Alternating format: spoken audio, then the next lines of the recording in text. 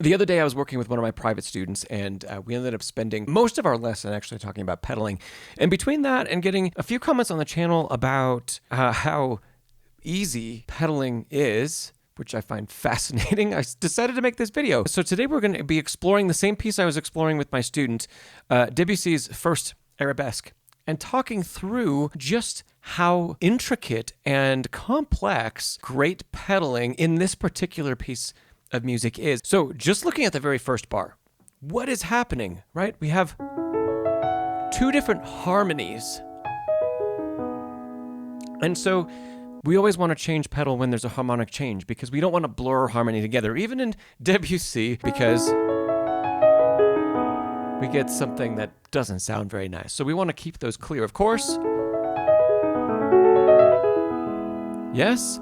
Of course, we put the pedal down at the beginning of the piece and always start a piece with the pedal down actually before. We'd put it over there before we start playing, not on the first note. And then, of course, we're also pedaling for the change in harmony.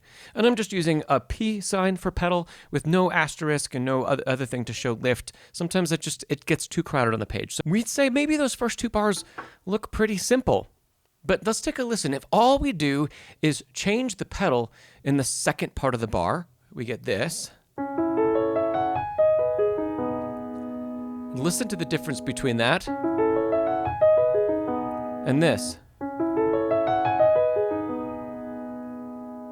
It's a subtle difference, but it is different. The second one has more resonance, and it's because of what we're doing with the fingers in conjunction with the pedal, and that's going to be a big theme throughout this video.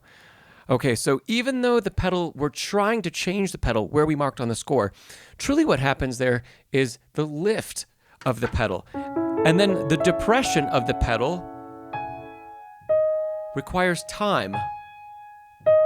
Sometimes, if the change of pedal is too fast, some of what's left over is just going to carry through, and we're not going to actually clear what happened before. It takes time for the dampers to rest on the string to clear that. So if I clear it too quickly, I recapture some of that. And we don't want to do that, right? So that means anytime there's more resonance going on, and especially anytime there's a faster tempo, right? The pedal takes time to change. So I might be cueing the pedal, the lift of the pedal to happen exactly where I've marked on beat 2. But what truly happens is the pedal lifts there, but then it doesn't start to come back down until later on. Maybe that note, somewhere in there. It takes time, and because the rhythm is moving so quickly, more than one, maybe two notes passes by.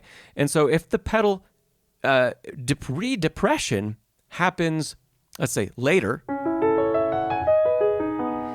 and our fingers aren't involved in the process of sustaining as well, notice the right hand is still on the keys. Because as the pedal is up, it's still up, and then it starts to go down. And if the pedal is just lifted where it's supposed to be, and then I let go, we lose completely the resonance of the top note. That note is gone. It doesn't sustain the rest of the bar because the finger has to do it. And perhaps at full tempo, we're also losing the sustain of the second note. That one goes away. That's the difference in the pedaling that I demonstrated, right? It's that it's still clean.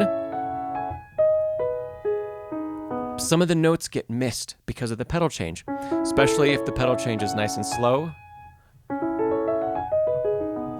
There, that one was really obvious. Right, that wasn't as smooth. That wasn't a good pedal change. But that's the concept we're talking about. The fingers are really involved also in what the pedal is doing. The pedal alone doesn't play the ultimate role in sustain for us. All of a sudden, this very first bar is more complex than it even seems because the fingers have to be involved in a way that's not at all printed on the score. By the way, if you're interested, I have a relatively new course on Thinkific that's all about practicing. It's all about practicing. It's 6 hours, and I promise you it will be life-changing. So go check that out. There's a link down below in the description. Let's jump forward. Same thing here. Maybe you could say those half notes show a finger sustain. But listen what happens, because once again, just like before, we have to pedal twice in the bar. We have to change the pedal where the harmony changes. And then when we change the pedal halfway through, listen to just how the sound, the tone, the landscape that we're creating goes from this lush and beautiful thing here, and then if we pedal without using the right finger sustain, all of it's gone. And all we're left with is the top pitch. Maybe if you're holding that one, yes, and then the bottom pitch. We're left with 3, when before we had 1, 2, 3, 4, 5, at least 6. We had 6 pitches ringing. And what happens if we go from, we call this polyphony, even though it's not multi-voice writing. What happens if we have 6 things ringing and they resolve or are eliminated to only 3? The texture goes from this big to this big. That doesn't sound musical. It doesn't sound connected. It's not helping to build our texture. It's not helping to push our phrase forward, which is really what's happening here. The phrase is da-da-da, and then da-da-da, continuing to the end. So what needs to happen? All kinds of stuff that's not written here. So in addition to pedaling, it takes time to raise the pedal, to release the pedal, and it takes time for that pedal to come back down. And if we're going to make a really clean, clear pedal change without noise from doing this motion too fast, like that, that's really bad, right? So we have to use a slower release and a slower depression. As soon as you slow all that down, your fingers have to do so much more work. That's not printed. Now our left hand is sustaining the A and the C, even though they're not written to be sustained across the pedal change. Same thing. Maybe even the right hand is going to sustain that C and the F and the A that's printed, right? So notice all of my fingers, they're all still in the keys. They're not releasing. Now when the pedal changes, all of that texture stays. Isn't that so much better then? That just goes, it's like adding a hiccup in the middle of our phrase. Da, da, da, da. We don't want to play phrases with hiccups. We're going to move forward to the middle bit. So this, we're looking at measure 39, the tempo rubato. That's right at the top of the page here. Whoops. That's measure 39. So this seems like, oh, this must be pretty easy. And we even get a couple pitches that are written to sustain. Okay, let's play this.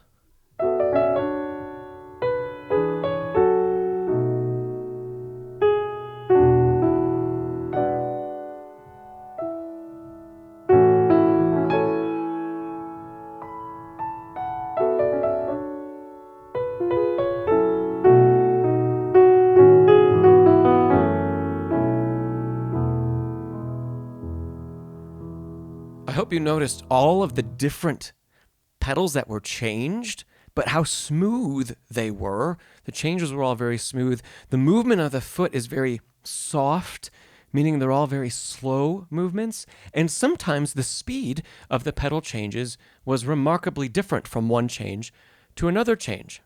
If we go back to measure 39 and we play through this again, really and truly, if we want to keep all of the voices in this bar clear, we're going to pedal for each eighth note in the left hand.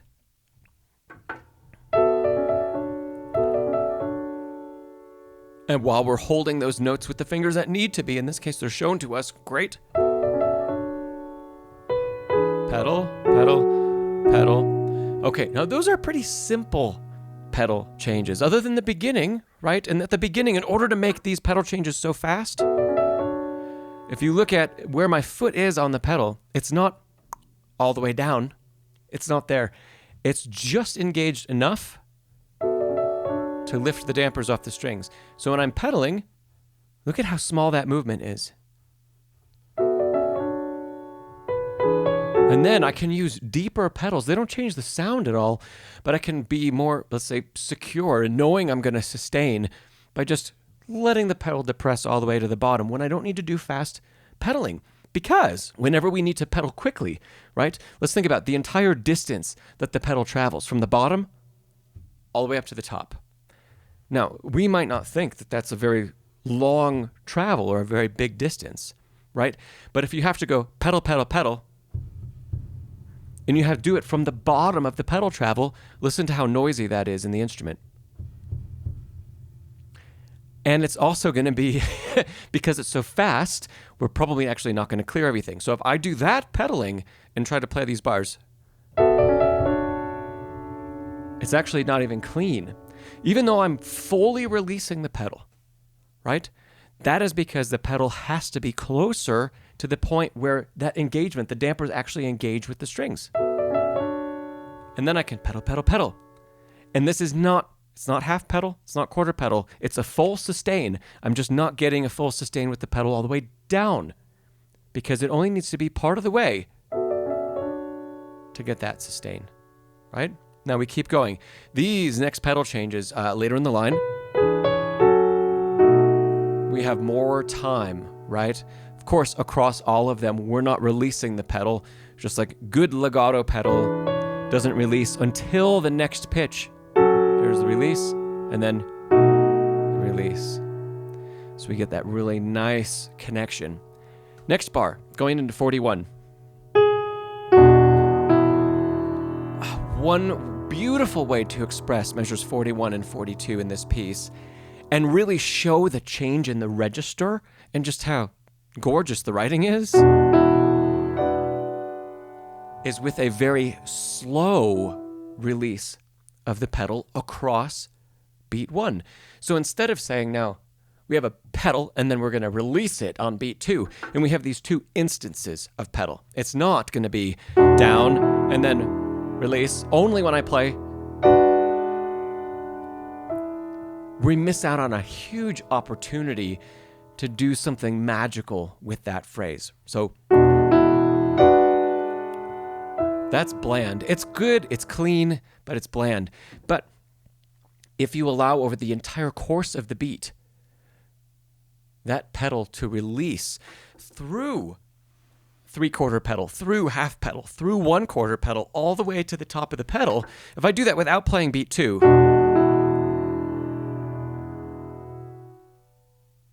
the better the regulation the piano is in, the more all of those strings are going to cut off at the same time. But you hear, it's not one sucking the sound out of the air. It's slowly dissipating the sound. And if we can time that to happen where that slow dissipation just trickles away into beat 2, it provides a totally different kind of connection to beat 2 than would be possible with a standard, typical, just quick change of the pedal. Like, that's not the same as. Same thing in the next bar. Right? I'll keep going just for a little bit.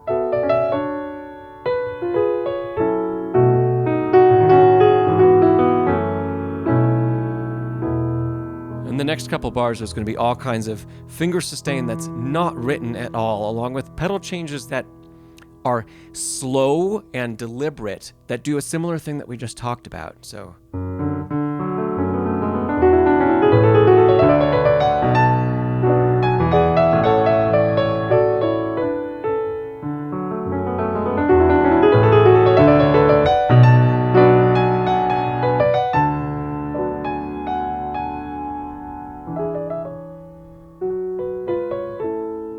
Yeah.